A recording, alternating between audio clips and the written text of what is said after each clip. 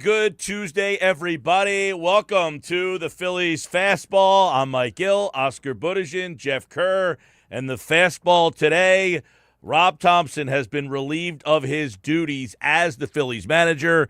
The new manager is Don Mattingly. We'll get into that. But, guys, it seemed like Rob had gotten through this. They did announce yesterday that he was going to meet the media at his normal time. What happened from yesterday to today that Rob Thomson is out? Jeff, what do we got? You know what's funny, Mike? I thought we were going to go into this show normal time at noon, and we were going to talk about Rob Thomson is still the manager of this team. But what changes they were going to make, we don't know. So I'd love to know what happened between 7:45 last night and 11 o'clock this morning, or maybe that was just standard protocol and they were still making the decision. Part of me thinks they did want to make a certain change to the coaching staff and they didn't. Or Rob Thomson said, I'm going down with the ship, so to speak. And again, this is just my speculation, my opinion. I think something was going to happen to Kevin Long, and nothing happened to Kevin Long. So Rob probably said, well, you fire Kevin Long, you fire me. Well, the players like Kevin Long. So especially Kyle Schwarber, Trey Turner, Bryce Harper, they love Kevin Long. So Kevin Long stays, Rob Thomson goes, Don Mattingly's the interim manager. Anthony Contreras goes up. He's the third base coach now. Dusty Watton's the bench coach. Not going to change their hitting, but it is what it is. Well, Kevin Long, by the way, just signed a 3-year extension, according to Matt Gelb, so you wonder if that played a role here. I do agree with you, Jeff, that they may have said, we're going to get rid of the Long, and Thomson says, well, if he's going, I'm going too. And then Thomson says to his guys, you stay here, Don will take over, and I'm out. There are some reports that the Phillies reached out to Alex Cora, according to Bob Nightingale of USA Today. Now, Dave Dombrowski is going to speak, coming up at 2:45, so we'll be able to probably get some more of this, that they reached out to Cora, and he declined the job. Mattingly apparently was a little iffy on taking this as well. His son is the general manager. Oscar, they settle on Don Mattingly, who his managerial record is not great.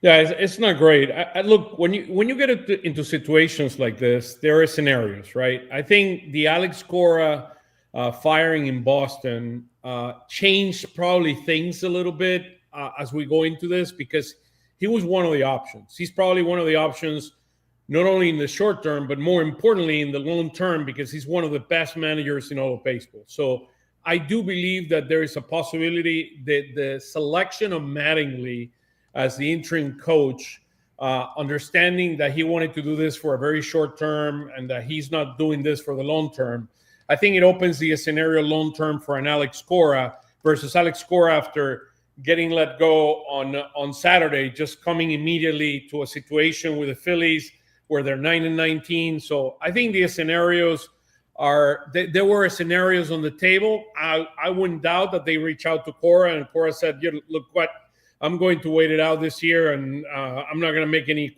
immediate decision, which is probably a manager of his pedigree would absolutely do. And then there were options here. What were the options here? You could have picked one of the minor league managers and put him as a general manager, as a manager of the team. Or you could have selected Mattingly, which is kind of your shorter option, which I do believe is probably the right thing to do for the long term of this team. This is going to be an interesting year. They're trying to bring him in to be kind of a spark plug. His records manager, I mean, he's 10-14 in the postseason, so it's not very engaging. I mean, he was a manager of the Dodgers from 2011 to 2015.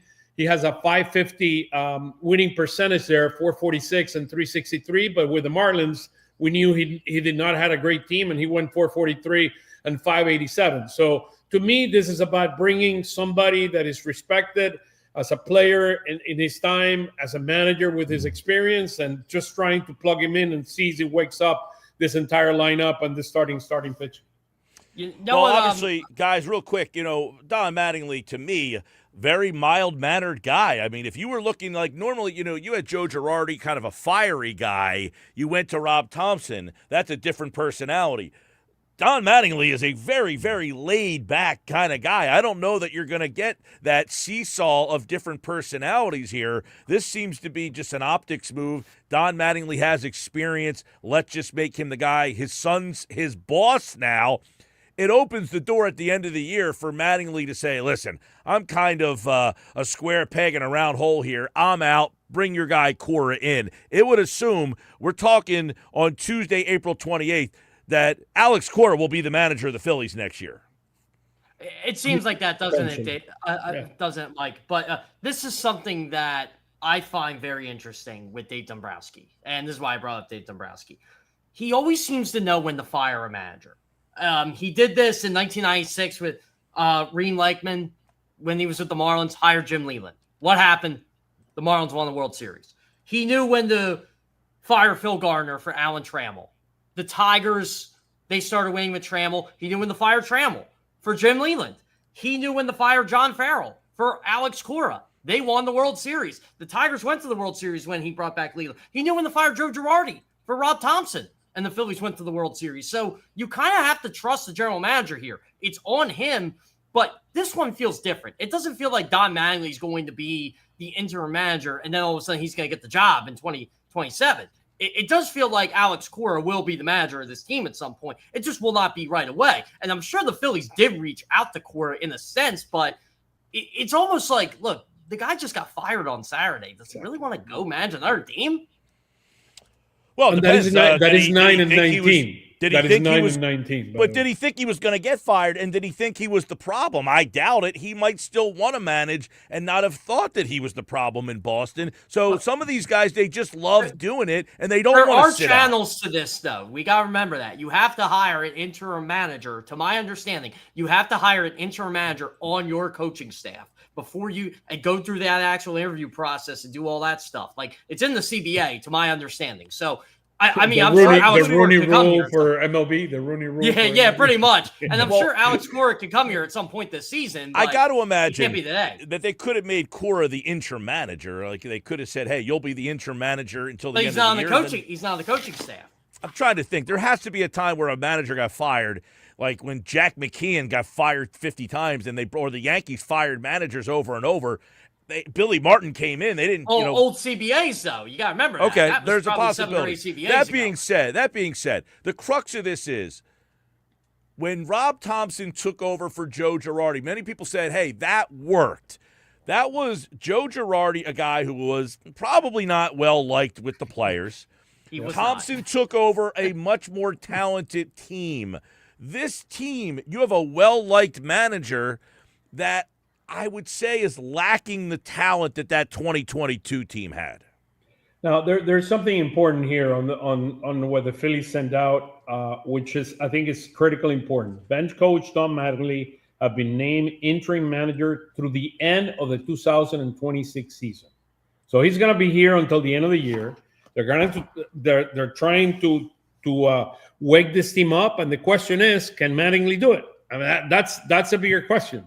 Yeah. I don't know. I mean, I know he's well respected. I know Rob Thomson respects him. Rob Thompson was in the Yankees organization when Don Mattingly was playing for the Yankees. And, I know Don Mattingly had a lot of criticisms and faults when he was with the Dodgers, and they moved on for him for Dave Roberts, and that ended up being the right move. But look, go ahead, Oscar. No, this is the mountain they need to climb. So they're 6.5 games. They're the last team to tied with the Mets in the National League. And they're 6.5 games from the wild card. So that's a mountain they need to go climb. This is what I thought was interesting when they decided to make Don Mattingly the interim manager. I was hearing late last night Anthony Contreras was getting promoted. I didn't know where. But respect the manager. He's 42 years old. Do they really want him to have that interim tag? I don't know. So I didn't know where he was going to go. But he wasn't going to be the Lehigh Valley manager anymore. And it ended up being Chris Tank Adamson, who's well respected within the organization of the young players. He's going to be the AAA manager now. But I kind of like how Contreras is going to get his feet wet in the majors as a third base coach, and Dusty Watton's going to be the bench coach and Mattingly's right-hand man, because they're two guys that are well-liked and well-respected in this organization. And I did not want Dusty Watson to have that interim tag. I want him to be a full-time manager somewhere. I just don't know where that's going to be. I don't know if it's going to be here because it does seem like Alex Cora is going to be the guy at some point. Well, guys, a lot of people, I think, the Thomson detractors will say he was very laid back. He made a lot of tactical errors, especially in the playoffs. Do we look at this team at 9-19 and say, yes, Rob Thomson played a role in their early season struggles? Oscar. I mean, he did to a certain extent. I think it was, look, to me, it's more on the roster than it is on the coaching. I'm not saying that he doesn't have any. You cannot blame anything on him, but this team is a complete disaster across the board. I wanted to kind of bring this up because I thought it was important. This is according to the odds after the announcement, based on FanGraph. These are the odds. So the Phillies they're projecting like the Mets at 81-81. They have a 7.1% chance of winning the East, to 32.8% of making the playoffs, and only 2.2% chance of winning the World Series. So I look where the Braves are, the way they started. So I just wanted to kind of bring that up. I mean, as part of it, but I mean, he definitely has something to do with this. I mean, he definitely has something to do with it, but I wouldn't put him in the top of the blame. I think this foils more on the players, number one, in terms of execution, and second on the general manager or the president of baseball operations because of the team that he has, and I would put the manager third, in my view. But somebody had needed to do something to wake this up. I'm not even sure. Do I say the players are content? I'm not even sure he's third on my list, but exactly. I'm against. I think the overall poor roster construction has finally caught up to them. That has been covered up for a while because you had Schwarber second in the MVP. You had Trey Turner, for all, the fact that he's not that impactful of a player. He had a really good year last year. He was fifth in the MVP voting. You had a very good Bryce Harper. You had a capable Alec Boehm for about 3 years. He had 97 RBIs back-to-back seasons. Last year he struggled early, but he really turned it on late. So the Phillies, coupled with their lineup being very inconsistent over the years, they had really good top-end talent and really, really good pitching. So that covered a lot of their warts. But the overall roster construction of this team has not been good since Rhys Hoskins left this team in 2022. They have lacked a right-handed power bat, and that has constantly been a problem for them. I feel when Rhys I always tell people this, the most upset I've ever gotten probably watching sports, and keep this in mind, I was at Veterans Stadium the last game. The most upset I've ever gotten watching sports was watching Rhys Hoskins tear his ACL in that last week of spring training, because I knew there goes their World Series chances. There went their right-handed bat. It went right out the door there. And they still had a chance to win the World Series, by the way. But that they have Rhys Hoskins, I think that would have changed everything. And you're right, Mike. They have not gotten the right-handed bat. Their starting pitching has been atrocious, absolutely atrocious. It's unacceptable. That got Rob Thomson fired, not the offense. I mean, the offense has been bad. I mean, look at these numbers. They're right. I'm like, boom, this is unacceptable. Bryce is not, this is unacceptable. But they turned it around in the second half of last year, as you pointed out, Mike. Justin Crawford's a rookie. I'm not expecting much. I think Justin Crawford's going to have a nice long career. But look who the platoon is for Brandon Marsh. That hasn't materialized as what they thought. Adonis Garcia is giving you what he gives you, right? It's the roster construction. You're paying $38 million to two guys who aren't even here. But here's the challenge. Here's the challenge that I'll throw you guys. These were the numbers last year with this basically same lineup. That's an elite unit. That is an elite unit right there. That is an elite unit. This was last year. They were 8th in run scores per game. They were 2nd in batting average, 4th in OPS. I mean, look at against lefties, by the way. Schwarber was a monster against lefties last year. He's nowhere near where he was last year hitting lefties. Don't you think it's funny? People want to believe numbers when you're bad, but when you're good, they just ignore it. Look at this.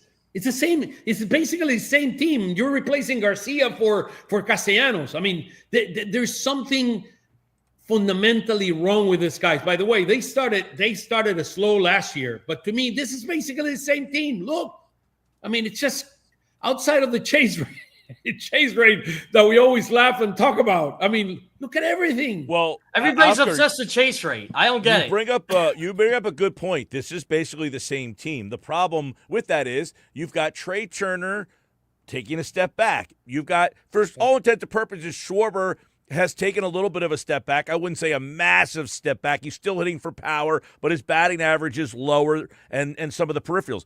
Harper has been solid this year, but he's not quote-unquote elite. He's been very good. But everybody else, Garcia, Marsh has been very good, but the people will argue, you got to play him every day. No, you don't have to play Marsh every day. 438 tells me I don't have to play him. The problem with Marsh has been they have never found a complement to play with him.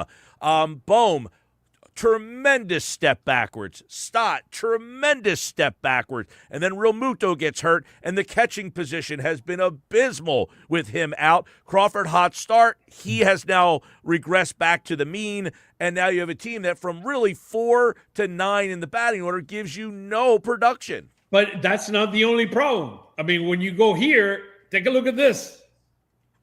This is the pitching this year. Our starting pitching has the last ERA in all of baseball. We're 30. It's a 5.80. Take a look at last year. We were second. Oh, by the way, the bullpen's better. They're 18th.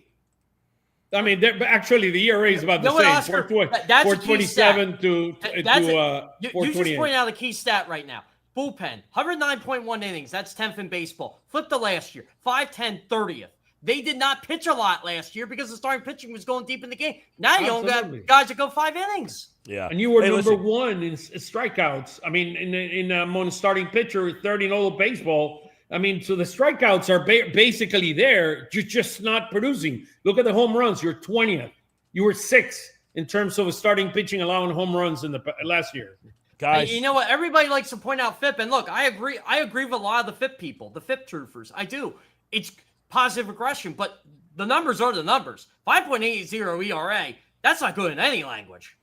Yeah. Guys, do we believe that this team has a turnaround in it and that the managerial change is enough to shake that clubhouse up and say, hey, we got our manager fired. It's time to focus up and play. Or is this team what it is, a bad baseball team? Yes, because of the schedule. Guess what? That they're going to wake up? I really think it's because they are not playing the Cubs and the Braves anymore. I think they'll turn it around. I don't want to hear like, oh, they won 7 of 10. It was the manager change. I think they could have won 7 of 10 with Rob Thomson. I thought they were really going to go 40 games at this. Well, you know how this works, though, Jeff. Me too. I agree 100%. If this turns around in the next 10 days, they will directly point the finger at that Rob Thomson was the problem. And you know what's funny? Because I did it the same thing with Joe Girardi. They won 8 straight when Rob Thomson became manager. I'm like, oh, it was Joe Girardi. Must have been. But I think the Girardi thing, Oscar, you can maybe attest. You were around them every single day calling games then. That you could attest a little bit more. The Girardi thing was different than this situation. It feels different. They love playing for Rob. I don't know that they loved playing for Girardi. I think what we are right now is all about the performance and this team being dormant and not being able to play to what we just saw a minute ago, their capabilities. And look, he's just trying to shake it up to see if anything, I mean, if these guys wake up. I mean, look, I think a major piece here is Wheeler. Having Wheeler back, and hopefully it's going to take him probably 3 or 4 starts or maybe 5 starts to get to be back to his old self. I mean, if health-wise he continues to be okay. That's the biggest kind of wake-up call, particularly for starting pitching, because let's be very clear. Last year, we did not have a great first half, and I can go back and show you the numbers, but we did not have a great first half hitting. We hit much, much better in the second half than the first half of the year, but the pitching carried us. The starting pitching carried this team last year. And Wheeler was at the top of that, Christopher Sanchez, Luzardo. I mean, but Luzardo has his hiccups here and there, and Nola was nowhere to be found. So I do believe that having Wheeler, Sanchez, and Luzardo going. And that's what I was thinking. They were going to wait after not making a decision yesterday until game 40 to make a final decision and give Rob one more chance. But the reality is, guys, this team was completely dormant. I mean, this team was sleeping. I mean, this team didn't do anything. I mean, we were 3-0 on Sunday. I would say in the first inning, this game is over. With Chris Hill pitching. I found this interesting. I was talking to a couple people in the organization, and a lot of them were told to kind of work from home yesterday. So I was like, oh, they might do something, right? Well, they weren't really sure. So something must have happened. That's why I keep saying something must have happened between 7:45 last night and 11 o'clock today. To me, it's the scenarios. To me, it's the scenarios. You have it in a scenario where Cora, I'm not necessarily thinking, I probably thought he was never going to be an option this year, but he's a potential option down the road, one of the best managers in baseball that you probably would absolutely consider. Yeah. That probably you would absolutely consider. That was one option. Now, the other option says, okay, do we go more the interim route with Mattingly, which we know he's going to be probably some setting at the end of the year, and then you bring somebody from the minors to do it, or somebody, or you could promote. That's why you and I were thinking it was going to be Anthony Contreras. We were talking about this off the show yesterday. So what they did is they put Contreras at third, moved Dusty to bench coach, which you could consider to be all those promotions to a certain extent for all of them. And you put Mattingly there, and then you have until this year to make a final decision on how you're going to be moving forward. And if truly Alex Cora, one of the best managers in baseball, is truly an option long term. By the way, Buster Olney also throwing out there that the Phillies did do work on Cora and asked him about his availability. Now is not the right time, fresh off the firing. So yeah, he just got fired 3 days ago.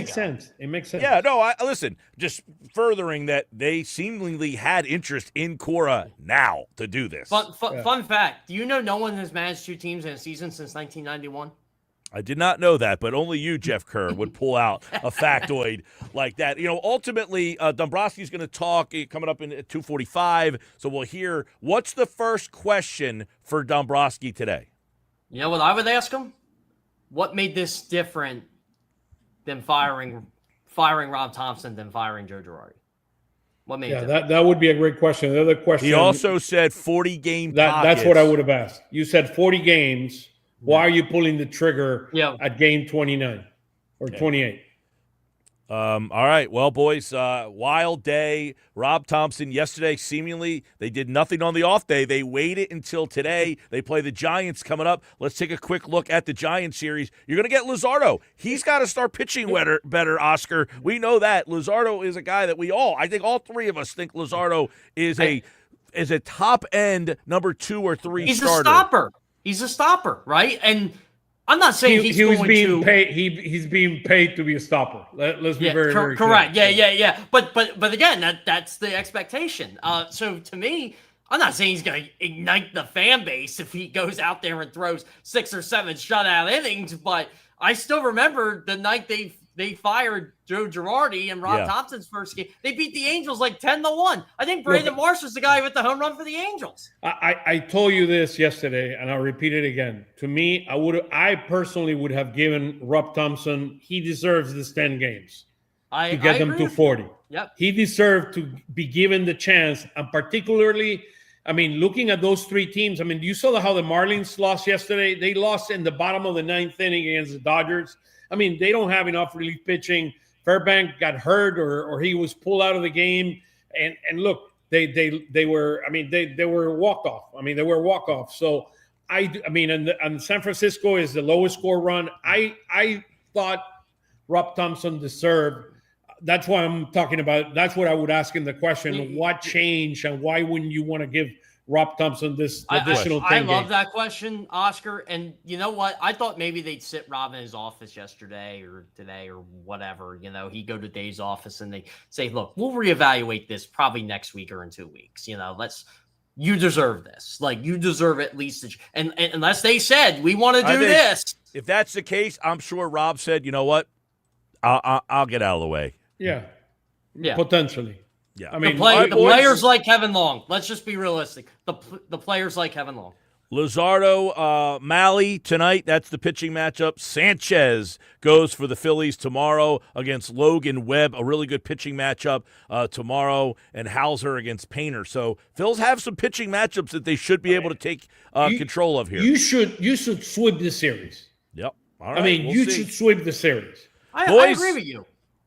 A emergency pod on this Tuesday as the fastball delivers. We apologize for the people who tuned in at normal time.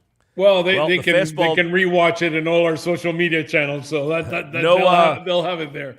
No ABS needed here. This one was a called strike 3 on Rob Thomson. You are out.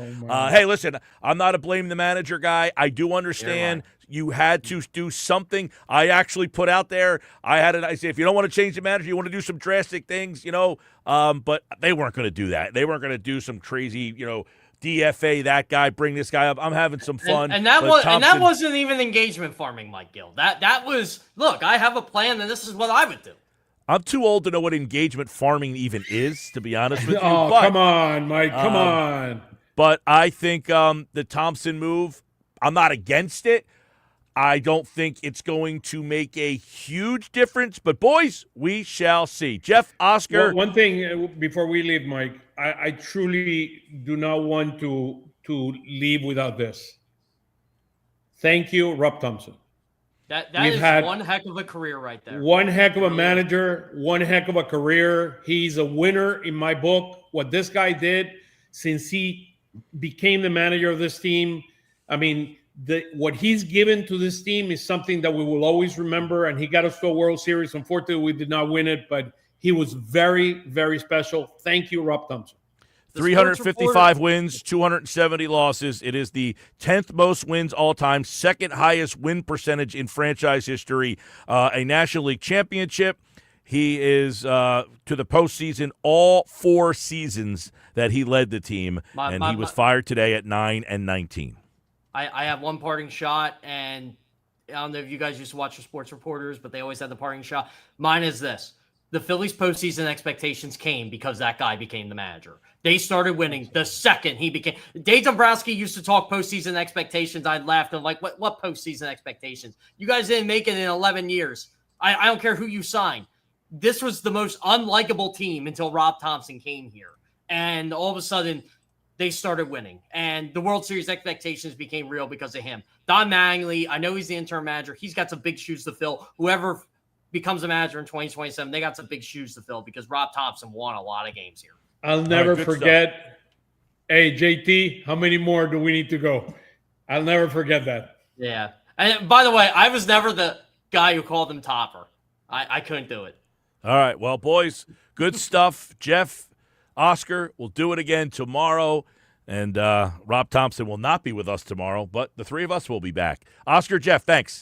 Take it easy. Have a great day.